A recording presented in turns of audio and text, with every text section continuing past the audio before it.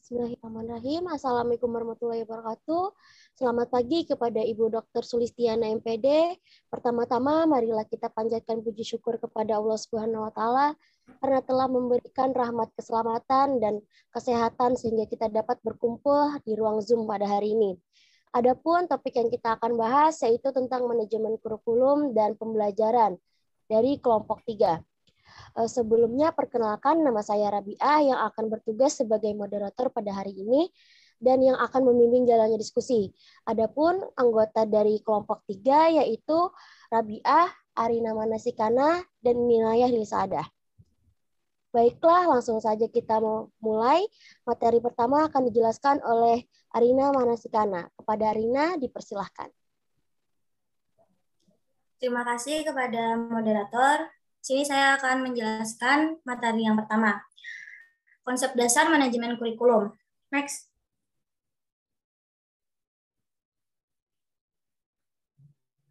Manajemen kurikulum adalah suatu sistem pengelolaan kurikulum yang kooperatif, konferensif, sistematik, dan sistematik dalam rangka mewujudkan ketercapaian tujuan kurikulum. Dalam pelaksanaannya, manajemen berbasis sekolah MBS dan kurikulum tingkat satuan pendidikan atau KTSP.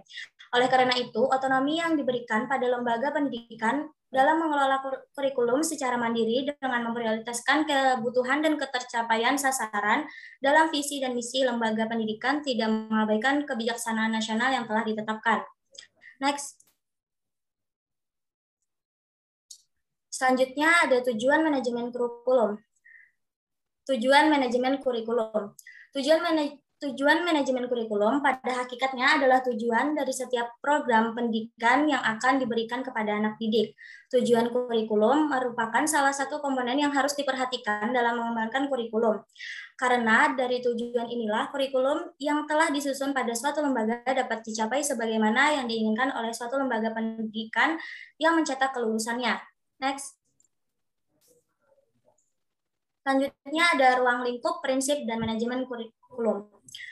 Ruang lingkup manajemen kurikulum meliputi perencanaan, pengorganisasian, pelaksanaan, dan evaluasi kurikulum. Pada tingkat satuan pendidikan, kegiatan kurikulum lebih mengutamakan untuk merelasikan dan merelevansikan antara kurikulum nasional, standar kompetensi atau kompetensi dasar dengan kebutuhan daerah dan kondisi sekolah yang bersangkutan. Sehingga kurikulum tersebut merupakan kurikulum yang terintegritas dengan peserta didik maupun dengan lingkungan di mana sekolah itu berada. Next.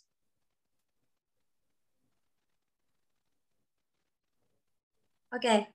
Prinsip manajemen kurikulum. Ada 5 prinsip yang harus diperhatikan dalam melaksanakan manajemen kurikulum. Yang pertama yaitu produktivitas. Hasil yang akan diperoleh dalam kegiatan kurikulum merupakan aspek yang harus dipertimbangkan dalam manajemen kurikulum. Lalu yang kedua, demokratisasi. Pelaksanaan manajemen kurikulum harus berasaskan demokrasi yang menetapkan pengelolaan, pelaksanaan, dan subjek didik pada posisi yang seharusnya. Yang ketiga, kooperatif.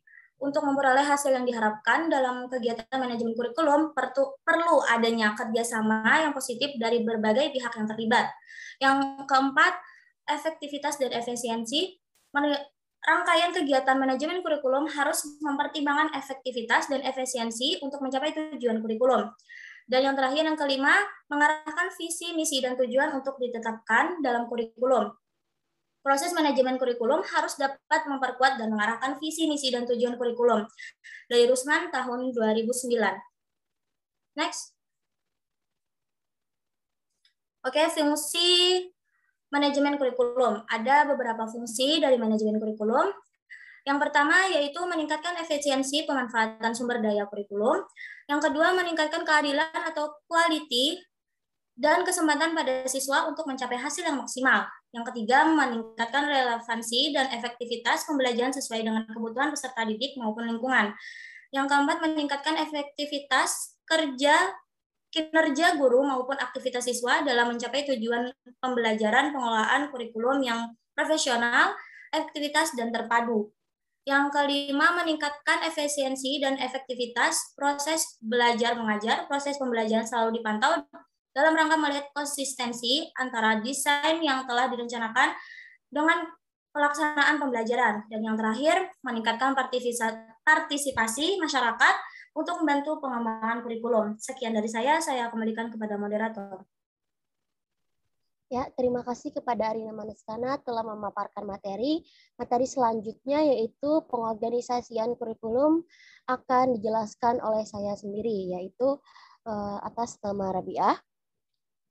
Baik, pengorganisasian kurikulum.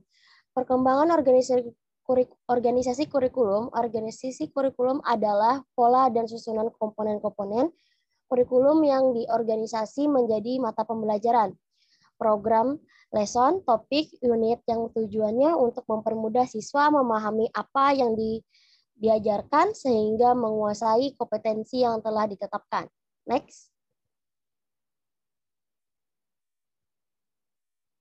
Unsur-unsur organisasi kurikulum dalam Zainal Arifin 2011, yaitu pertama, ada konsep, yaitu definisi secara singkat dari sekelompok fakta atau gejala. Selanjutnya, ada generalisasi, yaitu membuat kesimpulan-kesimpulan yang jelas dari suatu fenomena di sekitarnya. Lalu selanjutnya ada keterampilan. Keterampilan yaitu kemampuan dalam merencanakan organisasi kurikulum yang digunakan sebagai dasar untuk menyusun program yang berkesinambungan. Selanjutnya ada nilai-nilai, yaitu norma atau kepercayaan yang diagungkan, sesuatu yang bersifat absolut untuk mengendalikan perilaku. Next.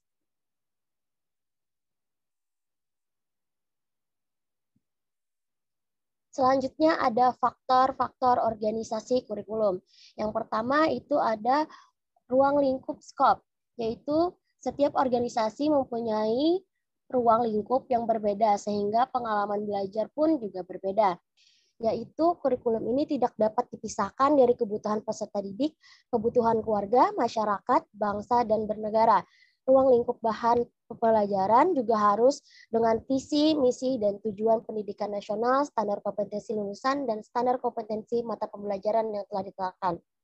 Selanjutnya ada urutan, yaitu sequence, menentukan urutan yang disajikan dengan maksud agar proses belajar dengan baik, yaitu sesuatu yang baru misalnya hanya dapat dipelajari bila bahan sebelumnya telah dipahami, atau bila telah memiliki keterampilan-keterampilan tertentu, bila perkembangan anak telah mencapai tahap tertentu. Selanjutnya ada kesinambungan, community. Komunitas kurikulum berkaitan dengan substansi bahan yang dipelajari siswa, yaitu artinya materi yang dipelajari siswa semakin lama semakin mendalam yang dikembangkan berdasarkan keluasaan secara vertikal maupun horizontal. Lalu ada terpadu, integrate, yaitu bidang kehidupan memerlukan pemecahan secara multidisiplin, yaitu ada artinya jika guru menggunakan subject-centered curriculum, maka besar kemungkinan pengetahuan yang diproses peserta didik menjadi terlepas-lepas dan tidak fungsional. Selanjutnya ada kesinambungan, yaitu balance. Keseimbangan, selanjutnya ada keseimbangan atau balance. Maka perlu dipertimbangkan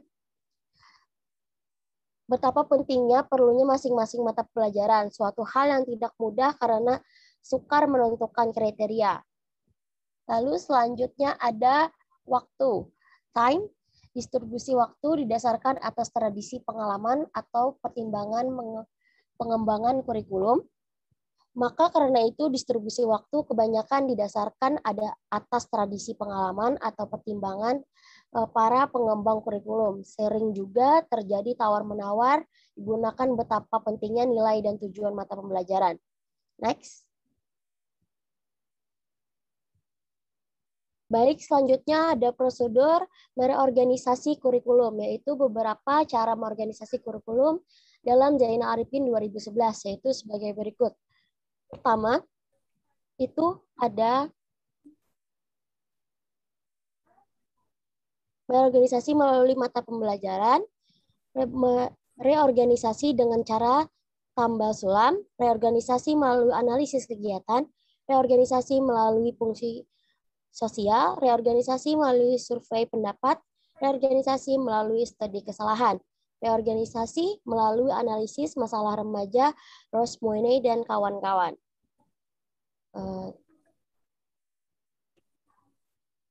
Yang pertama ada reorganisasi melalui mata pembelajaran, yaitu reorganisasi melalui mata pelajaran ialah buku merupakan sumber belajar yang penting bagi peserta didik dalam mempelajari kurikulum. Lalu reorganisasi dengan cara tambah sulam memiliki kurikulum yang baik sesuai dengan kondisi dan tujuan.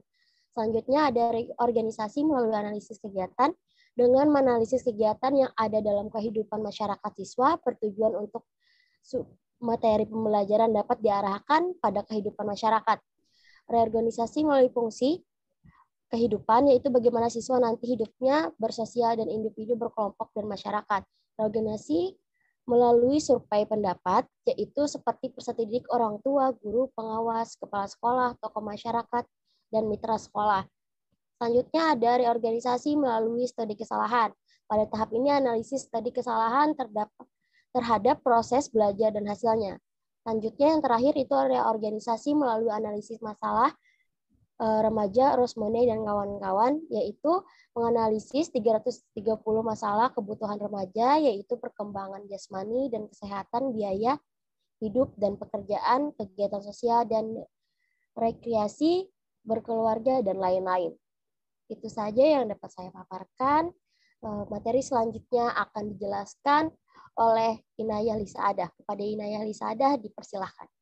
Terima kasih kepada moderator yaitu Rabiah. Kali ini saya akan melanjutkan materi. Saya perkenalkan Inayah Lisa Adah. Saya di sini akan menjelaskan pengorganisasian kurikulum. Yang pertama, model-model organisasi kurikulum di Indonesia. Setiap bentuk organisasi kurikulum tentu mempunyai kelebihan dan kekurangan masing-masing. Dalam praktiknya, organisasi kurikulum itu harus saling berdampingan dan melengkapi. Dari Zainal Arifin 2011. Yang pertama, kurikulum berdasarkan mata pelajaran, subject centered kurikulum.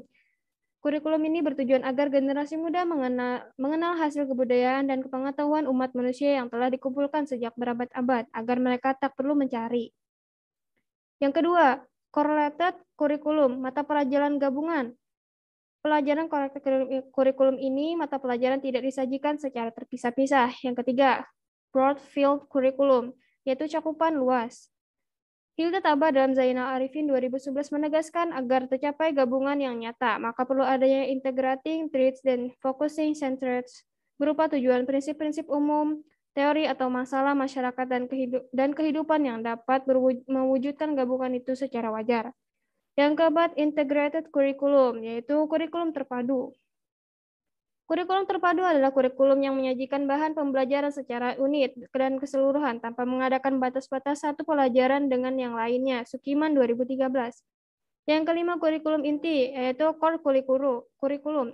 Kurikulum inti merupakan bagian dari kurikulum terpadu, integrated kurikulum. Yang keenam, experience atau activity kurikulum. Experience kurikulum sering disebut juga dengan activity kurikulum. Kurikulum ini cenderung mengutamakan kegiatan-kegiatan atau pengalaman siswa dalam rangka membentuk kemampuan yang integritas dengan lingkungan maupun dengan potensi siswa. Selanjutnya, keterlaksanaan kurikulum. Keterlaksanaan kurikulum salah satu aspek keberhasilan pendidikan ditandai dengan suksesnya penerapan kurikulum. Kurikulum merupakan suatu respon pendidikan terhadap kebutuhan masyarakat dan bangsa dalam membangun generasi muda bangsanya.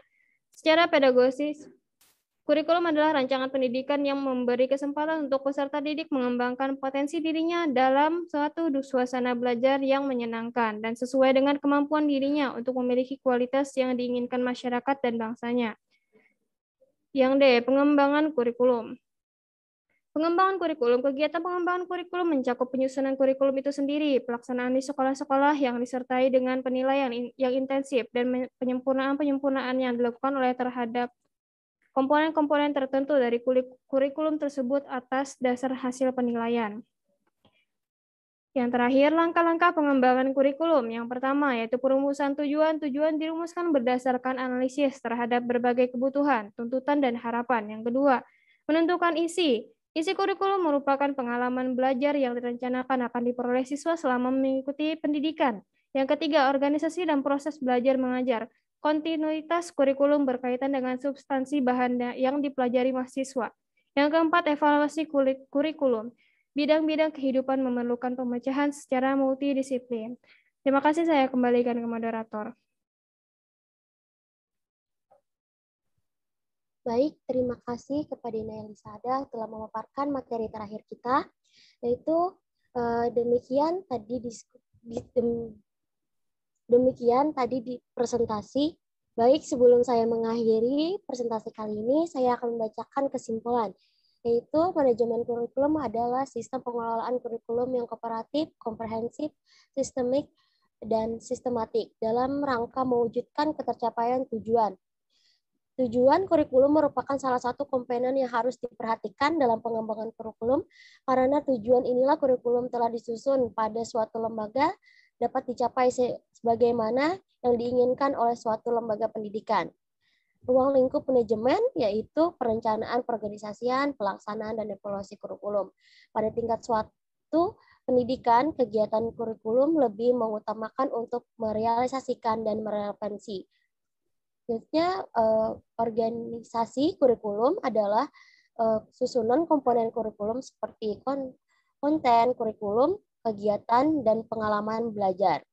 Berdasarkan faktor-faktor yang harus diperhatikan dalam organisasi kurikulum, bahwa beberapa komponen harus dipertimbangkan adanya. Karena adanya dengan komponen tersebut, baik dalam skop dan sequence yang tentang bagaimana peserta didik diajarkan. Prosedur dalam organisasi kurikulum yaitu bahwa setiap perkembangan kurikulum survei dan menganalisis kesimpulan sehingga materi yang dapat disampaikan bersaing dengan dunia semakin maju. Setiap bentuk organisasi kurikulum tentu mempunyai kelebihan dan kekurangan masing-masing. Baik, itu tadi selesai sudah presentasi dari kelompok 3. Demikian, mari kita mengucap hamdalah. Saya sebagai moderator memohon maaf jika ada kesalahan dalam membimbing diskusi pada hari ini. Saya pamit undur diri. Wassalamualaikum warahmatullahi wabarakatuh.